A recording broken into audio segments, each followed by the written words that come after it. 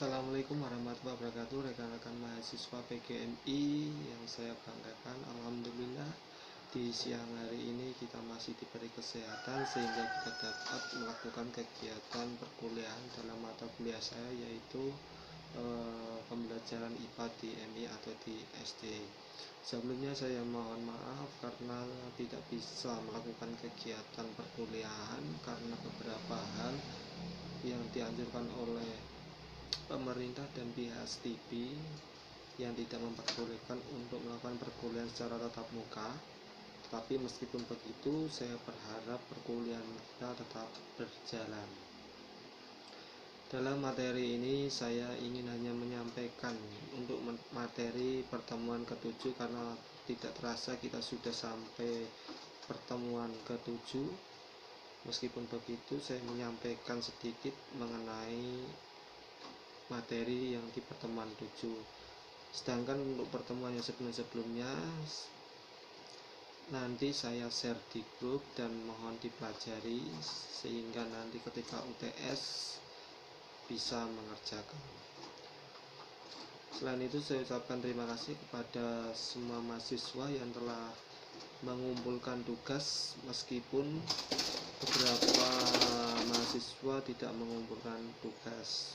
Tidak apa-apa, saya nanti ketika menilai hanya menilai sesuai dengan tugas yang Anda kumpulkan. Jika tidak, maka Anda semua saya harapkan memakluminya, karena saya menilai hanya berdasarkan tugas Anda. Untuk yang materi sebelumnya ada hakikat pembelajaran IPA, saya sampaikan dulu pada awal pembelajaran. Kemudian pendekatan dalam IPA banyak sekali, ada scientific, kemudian problem based learning, kemudian project based learning. Kemudian yang pertemuan keempat yaitu pendekatan keterampilan proses dan pendekatan lingkungan hidup. Selanjutnya pendekatan inquiry, pendekatan terpadu tematik. Kemudian pertemuan ke-6 adalah teori belajar. Yang ke-7 atau pertemuan ini adalah model pembelajaran IPA di SD, yaitu learning style dan CTL dan experiential learning. Yang nanti saya akan membahas tentang model pembelajaran learning cycle ya, karena waktunya sedikit dan video pun hanya bisa beberapa waktu saja, sehingga saya untuk memilih model pembelajaran learning cycle. Kemudian yang lainnya nanti bisa dipelajari sendiri.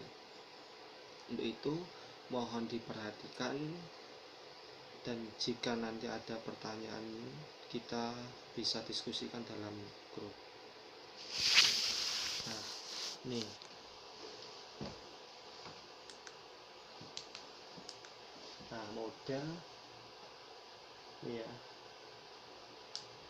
model pembelajaran siswa. Pengertian model pembelajaran siswa salah satu pembelajaran yang menerapkan model konstruktisme adalah model yang pembelajaran learning cycle atau siklus belajar ya. Bisa dikatakan siklus belajar. Model learning cycle pertama kali diperkenalkan oleh Robert Karplus dalam Science Curriculum Information Study atau SCIS.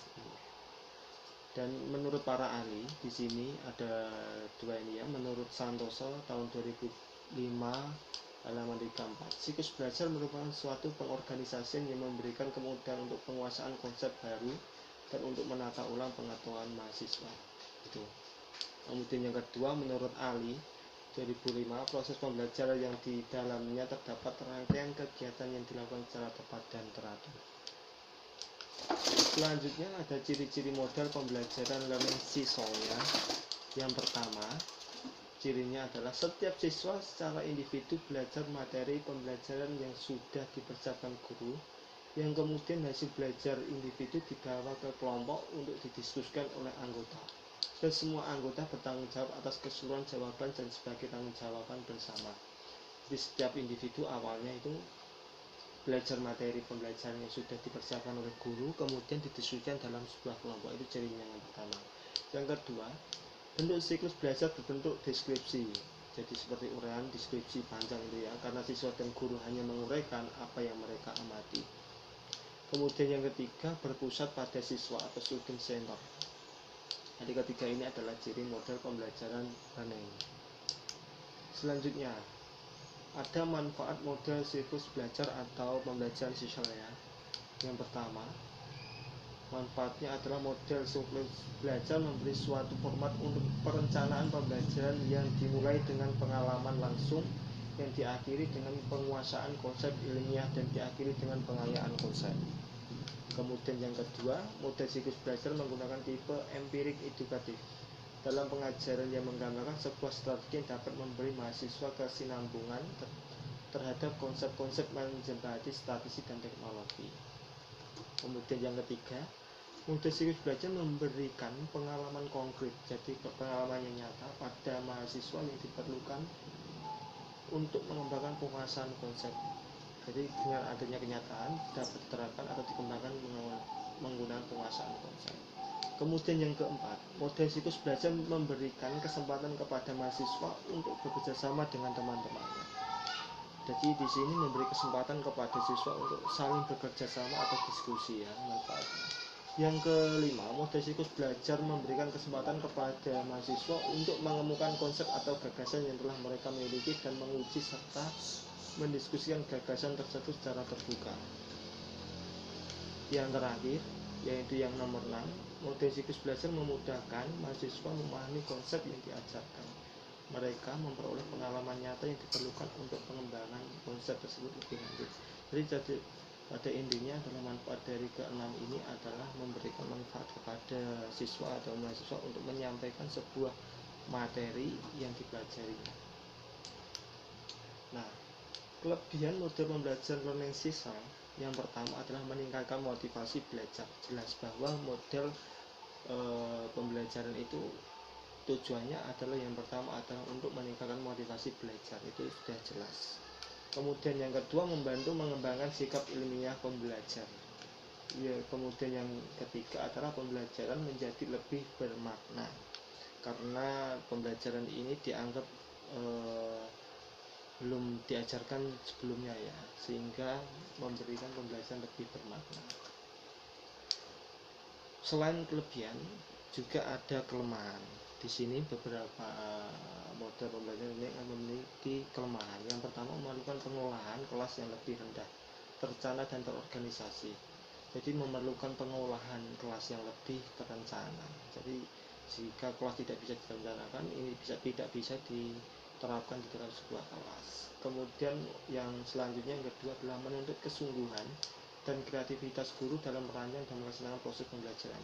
Jadi guru juga berperan. Jika guru tidak memiliki kreativitas, maka tidak bisa diterapkan juga. Kemudian yang ketiga, memerlukan waktu dan tenaga yang lebih banyak, memerlukan waktu yang lebih lama ya. Itu dia ada kelebihan dan kelemahan. Ini ada beberapa fase-fase siklus belajar learning cycle. Yang pertama, pembangkitan minat. Apa itu? Kegiatan pada fase ini bertujuan untuk mendapatkan perhatian mahasiswa, mendorong kemampuan berpikir, membantu mereka mengakses pengetahuan awal yang telah dimilikinya. Membantunya. Yang kedua ada mengeksplorasi, kesempatan untuk bekerja baik secara mandiri maupun kelompok tanpa instruksi secara langsung dari guru. Jadi secara mandiri. Kemudian yang ketiga adalah penjelasan. Fase ini bertujuan untuk melengkapi penyempurnaan dan pengembangan konsep yang diperoleh siswa. Jadi ada beberapa fase. Dari sini nanti jika ada yang ditanyakan bisa didiskusikan dalam sebuah grup atau WA nanti. Saya hanya menjelaskan secara menyeluruh tentang model ini. Selanjutnya ada penerapan konsep. Kegiatan belajar ini mengarahkan siswa menerapkan konsep-konsep yang telah dipahami dan keterampilan yang dimiliki pada situasi baru. Dan yang terakhir adalah evaluasi. Evaluasi adalah tahap akhir dari siklus belajar. Pada tahap ini guru dapat mengalami pengetahuan atau pemahaman siswa dalam menerapkan konsep baru. Jadi ada beberapa fase tadi. Ada yang pertama ada pembangkitan minat, kemudian ada eksplorasi, ada penjelasan, kemudian ada penerapan konsep dan evaluasi. Terima kasih. Selamat belajar. Nah, itu adalah beberapa penjelasan dari saya tentang materi. Meskipun beberapa banyak sekali materi, tapi saya mencoba untuk melakukan mengulas ya melalui video manual seperti ini. Meskipun masih beberapa banyak sekali ini yang belum tersampaikan, tetapi nanti bisa dipelajari secara manual. Saya nanti share di grup dari materi awal sampai akhir. Kalau saya buat video ini semua materi pasti akan lama ya, sehingga menyita waktu dan tidak efisien. Begitu juga dengan besarnya video yang membuat nanti nggak efektif ya, sehingga saya mencoba salah satu saja. Itu nanti jika ada pertanyaan atau kurang paham bisa disampaikan. Saya harapkan ada keaktifan dari Anda semua. Jangan putus semangat ya, meskipun pembelajaran kita melalui video online. Dan saya harapkan dipelajari semua dari awal sampai akhir, karena minggu depan kita sudah UTS, dan soal saya buat juga dari materi dari awal sampai akhir. Itu saja video dari saya, semoga bermanfaat. Jika ada salah perkataan dari saya mohon maaf. Assalamualaikum warahmatullahi wabarakatuh.